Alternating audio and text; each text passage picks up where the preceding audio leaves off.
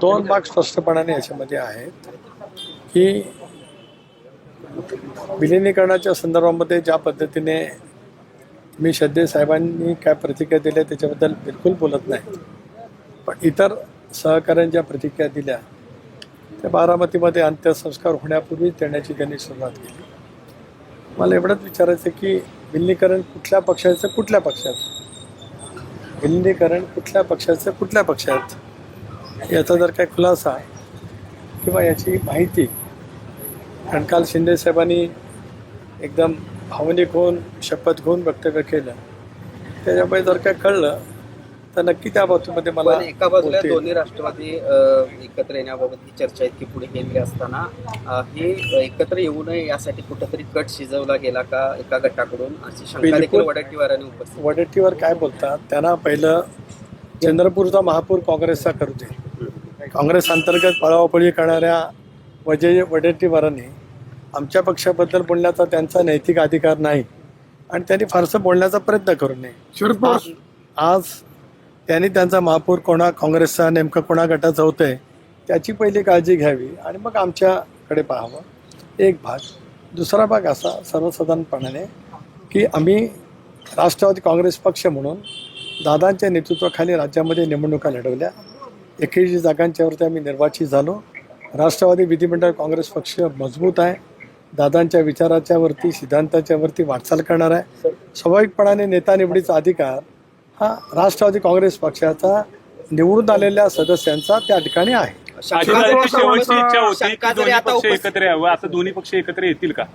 एक भाग असा आहे की मी वारंवार म्हटलं की आम्ही एनडीएमध्ये आहोत. एनडीएमध्ये आहोत म्हणजे एनडीए म्हणजे काय, तर भारतीय जनता पक्ष मुख्य पक्ष आणि त्याचे मित्र पक्ष ते एनडीए.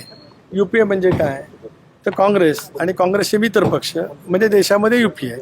आज आम्ही एनडीएमध्ये आहोत म्हणजे भारतीय जनता पक्षाबरोबर सत्तेत आहोत, राज्याच्या सत्तेत आहोत, महाराष्ट्राच्या व्यापक हितासाठी सत्तेत आहोत, देश गतिमान करण्यासाठी आम्ही सत्तेमध्ये आहोत. हीच भूमिका दादाच्या नेतृत्वाखाली आम्ही सामूहिकरित्या घेतली. हे पुढं नेणं आमचं सर्वांचं कर्तव्य आहे. एक भाग. आता या विचाराची सुसंगत म्हणजे भारतीय जनता पक्ष प्रणित एनडीएमध्ये येण्याच्या संदर्भातली भूमिका ही ज्यांना सोबत यायचं आहे त्यांनी स्पष्ट करण्याची आवश्यकता आहे. राष्ट्रवादी काँग्रेस पक्षाची भूमिका दादांच्या नेतृत्वाखाली पूर्वीपासून ठरली. त्या पद्धतीने आम्ही निवडणुकीला सामोरं गेलो, निवडणुकीमध्ये यश मिळवलं. पण या सगळ्या होत असताना आता दावा केला जातोय की आज ह्या सगळ्या 10-12 दिवस झाल्यानंतर आम्ही कधी कधी ह्या सगळ्या चर्चा झालेल्या होत्या त्या अगदी, आणि काय काय चर्चा झालेल्या होत्या त्या अगदी पुराव्यासह आम्ही माध्यमांसमोर आणू किंवा समाजासमोर आणू, असं जयंत पाटलांपासून ते अनिल देशमुखांपर्यंत. एक असं आहे, जरूर तो बोलण्याचा त्यांचा प्रत्येकाचा अधिकार आहे, ते बोलतील त्यावेळेला. मी प्रदेशाध्यक्ष नात्याने दादांचा निकटचं सहकार्य म्हणून गेले 40 वर्ष माझी राज्यात ओळख आहे आणि मी आहेत, पक्षाचे प्रमुख नेते आहेत, प्रफुल्लभाई आहेत, भुजबळ साहेब आहेत, आता मकररामबाई या ठिकाणी आहेत. आम्ही या विषयावरती एकदा काय नेमकं आहे ते बोलल्याच्या नंतर आम्ही नक्की त्या विषयावरती बोलू. आज घाई नाही. शरद पवारांना आणि सुप्रिया सुळेंना आमंत्रणच नव्हतं अशा प्रकारचं बोललं गेलंय, त्यांना आमंत्रण दिलं गेलं नाही. एक असं आहे की एकदा शपथविधी नक्की झाला की राज्य सरकारचा शिष्टाचार विभागाच्या मार्फत ते केले जात असतात. एक भाग.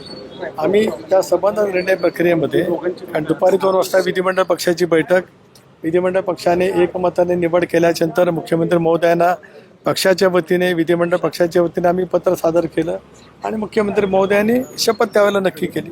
पवारांना सुद्धा शपथविधीसाठी रोखलं होतं का? भाजपनं असं सांगितलेलं होतं का की त्यांनी शपथविधीला येऊ नये अशी चर्चा आहे. किती कल्पोकल्पित आपल्यासारख्या वरिष्ठ पत्रकाराने हे बोलणं म्हणजे अत्यंत दुर्दैवी आहे. मग पार्थ पवार पण शपथविधीला का उपस्थित? त्या दिवशी ते बारामतीमध्ये थांबले. अनेक जण संवेदना व्यक्त करण्यासाठी भेटत होते. पार्थ पवार दादांचे ज्येष्ठ चिरंजीव आहेत, जय पवार त्या ठिकाणी होते आणि त्या सगळ्यांच्या सांत्वनपर भेटी पारदादाशी झाल्याच्या नंतर पार्थ पवार मुंबईला आले. आता पुढाकार कुणी घ्यावा यावरून मग हे म्हणायचं का? कारण जयंत पाटलांचं असं म्हणणं आहे की सुनेत्रा पवार यांनी आता त्यांनी पक्षाचे सूत्र हाती घेतले, त्यांनी पुढाकार घ्यावा. तुमचं असं म्हणणं आहे की विलिनीकरण कोण कोणाच्या पक्षात येणार, त्यामुळे तुमचं एक हे दिसतंय की त्यांनी पुढाकार घेतला पाहिजे. मग हे कुणी पुढाकार घ्यायचा यावरून मग थोडक्यात विलीनीकरण होणार का नाही? एक भाग असा आहे, मी वारंवार गेले 6 महिने म्हणत आलो, दादा असतानाच म्हणत आलो की एनडीएमध्ये आम्ही आहोत, म्हणजे भारतीय जनता पक्षाबरोबर सत्तेमध्ये आम्ही आहोत.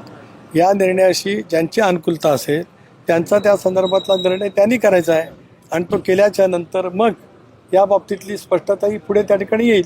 एकूणच या सगळ्या घडामोडीत तुम्ही आणि प्रफुल्ल पटेल विलन ठरत आहात. तुमच्याबद्दलचं एक वेगळं चित्र, तुम्ही भाजप तुम्हाला ऑपरेट करते, अशा प्रकारचं एक चित्र निर्माण केलं जाते. नेमकं काय आहे? भारतीय जनता पक्ष देशातला एक प्रमुख पक्ष आहे. राष्ट्रवादी काँग्रेस पक्ष मित्र पक्ष म्हणून दादांच्या सहमतीने त्यासोबत झालेला आहे. भारतीय जनता पक्षाने आम्हाला आमच्या पक्षांतर्गत काय निर्णय घ्यावेत हे कधीही सांगितलेलं नाही. राष्ट्रवादी काँग्रेस पक्ष स्वतंत्र पाहण्याचा